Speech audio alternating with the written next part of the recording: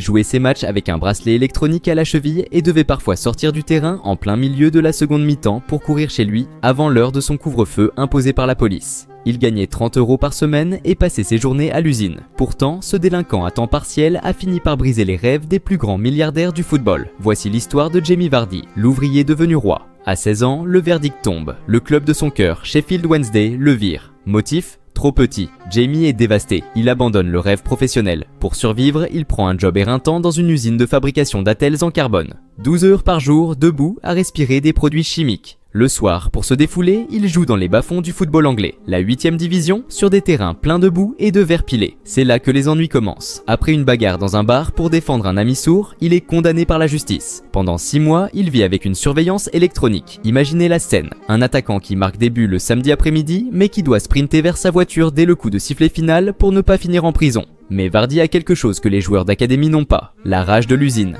Il grimpe les échelons un par un, Stocksbridge, Halifax, Fleetwood. Il ne court pas, il harcèle, il ne tire pas, il fusille. Leicester City finit par miser 1 million de livres sur lui, un record pour un amateur. Tout le monde crie à l'arnaque. La consécration arrive lors de la saison 2015 à 2016. Leicester est donné perdant à 5000 contre 1 par les bookmakers. C'est mathématiquement impossible. Pourtant, Jamie Vardy se transforme en machine. Il bat le record de Ruud van Nistelrooy en marquant 11 matchs de suite. Contre Manchester, contre Liverpool, contre Chelsea. Il les détruit tous avec son style de chien fou. Au bout du suspense, l'ancien ouvrier soulève le trophée de la Premier League. Il passe des sandwichs de l'usine au caviar de l'équipe d'Angleterre en quelques années. Jamie Vardy a prouvé qu'on peut avoir un casier judiciaire, boire des boissons énergisantes au petit déjeuner et quand même devenir une légende vivante.